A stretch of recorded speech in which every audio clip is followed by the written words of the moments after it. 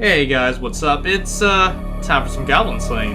Yep, we're going to be doing some nice reviewing today of Goblin Slayer. Oh hell yeah. This is Zach here today with BetaChads. And this is AJ, also with BetaChads. This is actually something I wanted to specify last time, so our reviews are actually going to be structured so that we can keep these organized. Mm-hmm. So we wanted to actually tell you what the structure is. So these reviews are structured where we do plot, character analysis, production value, and overall we're going to rate each one individually so that we can actually break every anime down. We always thought that other reviews, they didn't break every specific individual thing down, and also we want to try to make sure we're not repeating ourselves. So getting that all in mind, yeah, I think they got the point, man. But yeah, so well, let's get on with it. A young priestess has formed her first adventuring party, but almost immediately they find themselves in distress. It's the Goblin Slayer who comes to their rescue, a man who's dedicated his life to the extermination of all goblins, by any means necessary. And when rumors of his feats begin to circulate, there's no telling who might come calling next. A basic plot, but just because it's basic doesn't mean it's bad. Overall, it's a 4.5 out of 5.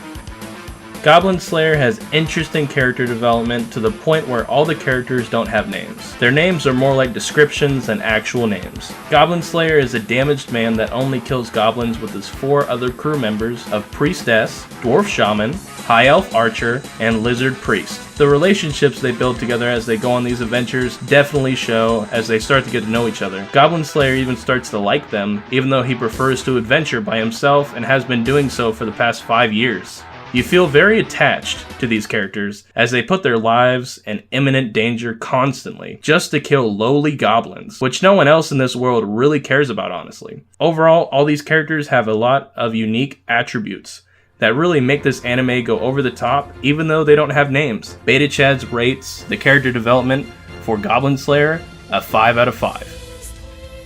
I just love the way this show looks. The animation is nice, doesn't really appear choppy or messy, and certain environments look hella pretty as well. The Temple of Law and Cowgirl's Farm come to mind especially. However, the thing that really caught my eye was the character designs. Characters are easily distinguishable with their unique apparel, and when in motion, they look great. The entire cast are all dressed to represent their respective classes, and in this show's case, their names as well. Especially the Goblin Slayer. Now, you can't forget about him. He's pretty much designed exactly how the Doom Marine from Doom would look in a fantasy RPG setting.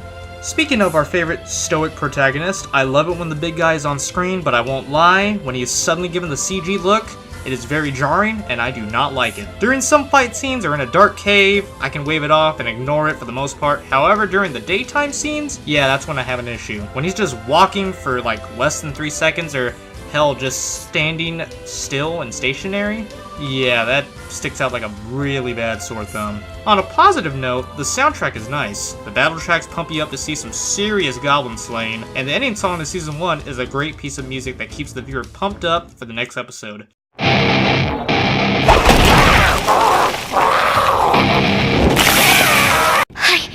行くぞ。愛しひ深き地母神よ、闇に迷える私どもに。 And the opening song, Rightfully by Millie, phenomenal. The opening itself is stylish, and I just love the sound, especially when the slow but strong notes of the initial violin snap into a frantic, fast-paced, orchestral audio spectacle. Goddamn. 4.5 out of 5.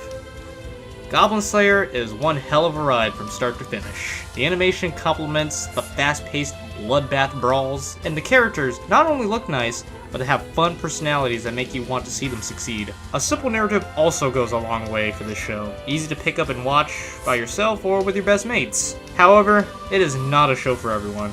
If you're not a fan of gory action or big titty anime service, this show will not offer you much, if at all.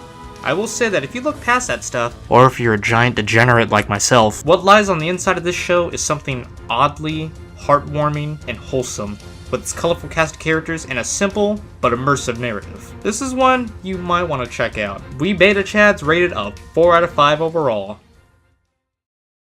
So that was our review of Goblin Slayer. Man, one hell of a ride. What do you think about it, Zach? Another great anime review in the books. Obviously, Goblin Slayer was a 4 out of 5 for us, and we do recommend you guys watch it. Yeah, you definitely don't want your little brother watching this with you, or your little sisters, because they'll tell your parents real fast. Especially that first episode, guys. Oh my god, yeah. Don't let that first episode steer you away. It's an honest to god good show. Yeah, like the first episode is pretty savage though. So, yeah, that's really it for us, BetaChads, right? This is Zach here, And this is AJ. and we're signing out. Have a good day, guys. Goblin.